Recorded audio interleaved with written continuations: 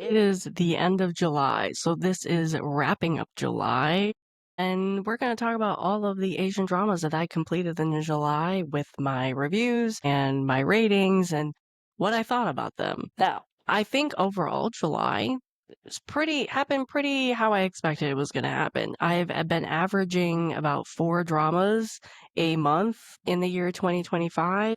Some more, some less in some months. July, I had 4 dramas.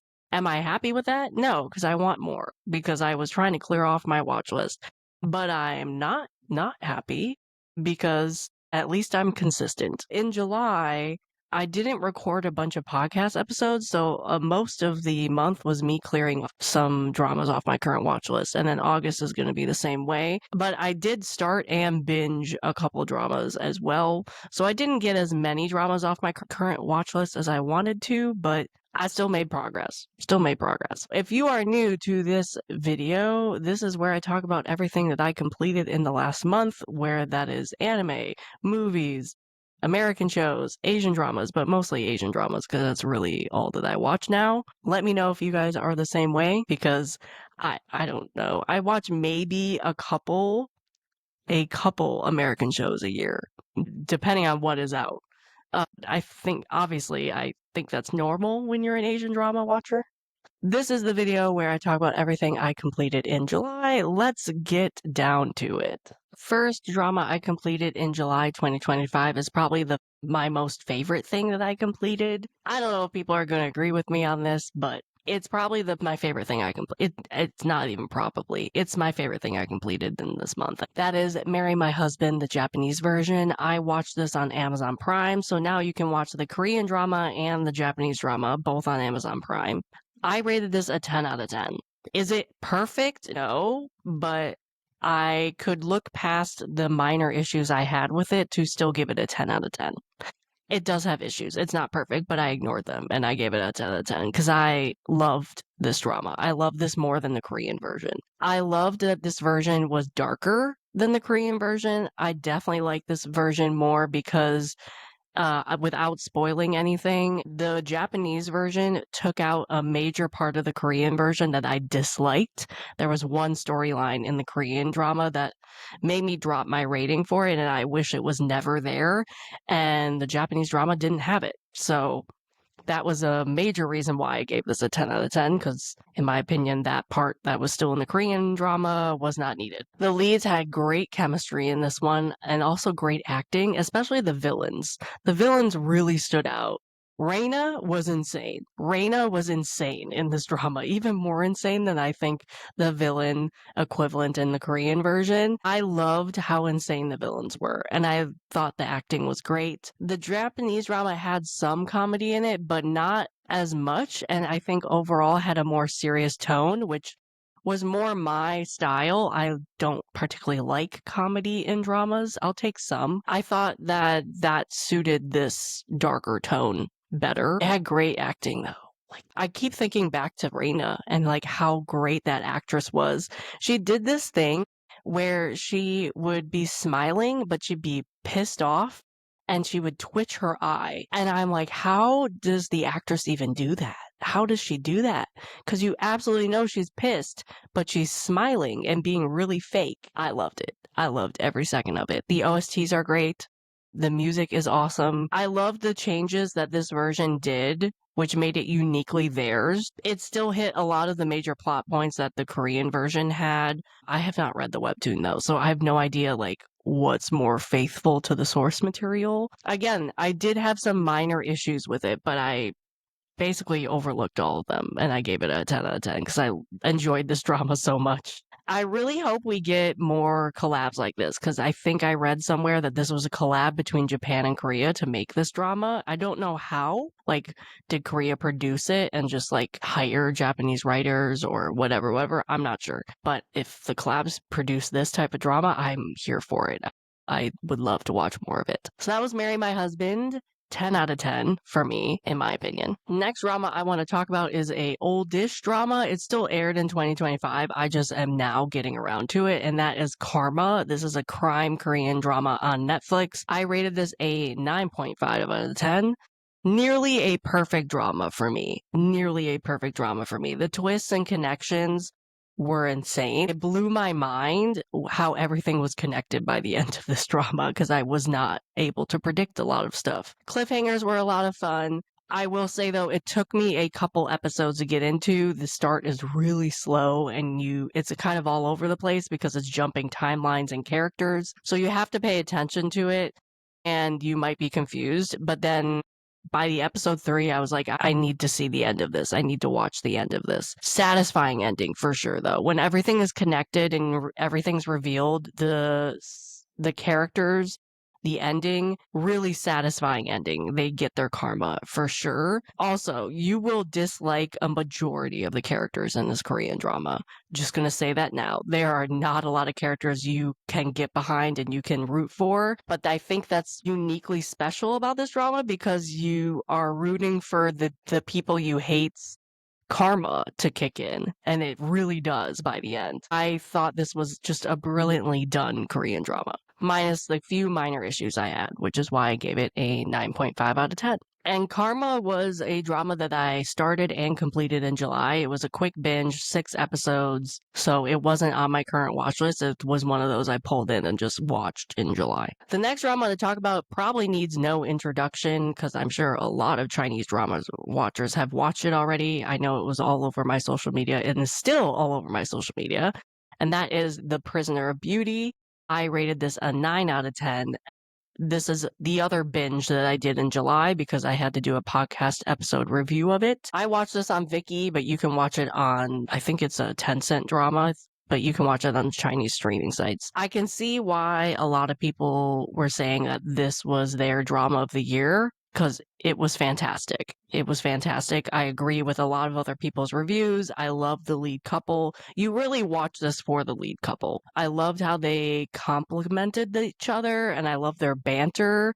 I loved how smart the female lead was. I loved how the male lead had a hard exterior, but really had a warm heart and really cared for the people and the people around him. I love the lead's relationship and how it progressed from beginning to end and how it grew from beginning to end. I will say though, this is not a perfect drama for me. One, you watch this for the couple. You watch this for the lead, which means some of the supporting cast and some of the supporting like storylines around the lead couple and their story weren't fleshed out as much as I wanted them to be. As much as I wanted them to be. I also thought the ending was rushed, and for me, the villains, they were great, but it was too easy to get rid of the villains, in my opinion. They should have put up more of a fight. I was saddened by that because there were some great villains in this, but I thought it was just too easy to get rid of them. Other than that, though, fantastic drama. I could see why a lot of people loved it and look forward to a review of this on the podcast in August. Rated The Prisoner of Beauty a 9 out of 10. The last drama that I'm going to talk about that I finished in July was A Life for a Life. This is a Chinese drama that aired in 2025. It is one of the ones that I got off my current watch list. I've been watching it for a while, way more than I should have. This is an iQIYI crime drama. It's one of those dramas that are part of their crime series that happens. I can't remember the name of it off the top of my head. I rated this a 7.5 out of 10. I was kind of disappointed with this Chinese drama. The Chinese drama was good, but it could have been great, in my opinion. It had great acting, beautiful cinematography, some really veteran actors in the cast, which I'm not surprised it had great acting. It has some great actors, very talented actors in this cast. The thing that threw it off for me was the pacing. It was really slow. It was slower than I anticipated. Also, I think I came into this drama with different expectations of what the story was going to be about. I thought it was going to be more of a cat and mouse type situation because the entire story was a prisoner escaping from a prison and then the guard at the prison chasing after him over many, many, many years. I mean, that was the synopsis and what the trailer showed. It was that, but not as intense of a cat and mouse game as I thought it would be. It was more of a character-driven story. So I think if I had went into the drama, like not having the cat and mouse expectations, I would have enjoyed this more. But I really wanted the cat and mouse situation, and it really turned out not to be. It was light cat and mouse chase. but it wasn't as much as I wanted it to be. I love the complicated relationships, though. The character-driven part of the story was good, especially the relationship between the guard and the prisoner, but I really was expecting a different crime drama, and it just did not live up to those expectations, so I was a little disappointed, and it was just not executed as well as I thought it could be. So I gave this a 7.5 out of 10. It was okay, but it wasn't a fantastic crime drama, in my opinion. Except for the acting and the cinematography, though. That was great. So those are all the dramas that I completed in July. And then lastly, I completed an American show, which I, again, rarely watch American shows. But I did watch a show in July. That is the American show We Were Liars. You can watch it on Amazon Prime. I think there's 8 episodes. My friend got me to start this while we were on vacation, and then I completed it on my own after the vacation was over. This was a quick watch, and I have not read the book it's based off of it, so I went into the show completely blind. Apparently, if you've read the book, you'll know the entire show, and so I went completely blind, had no idea what it was going to be about. It's about a rich family who has an island, which looks like it's like off the East Coast, like Maine, New York, that type of situation. They each have houses on this island, all the siblings. So there's a series of like 4 or 5 houses, mansions. They're rich, right? And it's about this girl who something happens to her on this island, and she wakes up with no memory of what happened to her, and her family's not telling her what happened, and it's clearly like a traumatic situation, like some crime might have happened to her. And so she goes back to the island after a year or so, and she's still teenager, early college student age, to try and figure out what happened to her. The story is a duo story. It's either her in the present day trying to figure it out, or it's a flashback to the summer that the incident actually happened. So you're watching the summer happen up to the incident, and then you're watching her investigate it after the incident happened. Being it had a rich family, some of the secrets that came out was a little cliche due to the rich family tropes that happen in shows. So I did predict some of those secrets. Other twists though, did not predict, and it was great to watch. Same with the ending. By episode 5 or 6, maybe 6 or 7, I had predicted some of the ending, but not all of it. So I was still surprised by the ending, which I always like when I'm watching these type of shows. If I can predict the entire thing, I drop the show because it's not fun for me anymore. I like to play along. I like to investigate. I like to try to read into clues, that type of thing. So if I can not figure out the entire ending, like if it's a murder show, who is the killer or who's going to die next, that type of thing, that's a better plot for me. That's a better show for me. So the fact that I only predicted pretty much half of what the show was going to reveal is a win for me because I still enjoyed the show. I thought it had good twists. I thought it had great acting. I think for people who enjoy crime shows, they are going to enjoy this one. I will say, though, I did not fully agree with the main character and her attitude at the end of the show.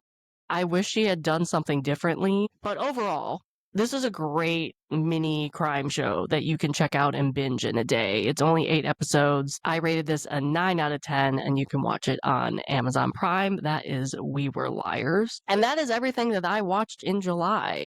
I wish I had watched more, but at least I'm consistent. I've probably averaged about 4 dramas a month in the year 2025, and as I've said countless times, 2025 is a really weird drama watching year for me, and I guess it's just going to continue to the end of the year.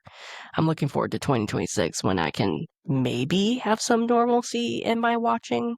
But that's everything I completed in July. I like that I completed variety. Hopefully you have found something in my reviews and what I watched to check out. But let me know what you completed. Let me know what you're watching. I'm going to try and use August to continue to clear off my watch list, but we'll see what happens. I don't know. There's about 3 dramas still on my current watch list I need to complete because I've been watching them forever. But thank you for watching. Let me know in the comments what you have completed, what you liked, what you didn't like. If you agree with my reviews. If you don't, I'll see you in the next video. Bye.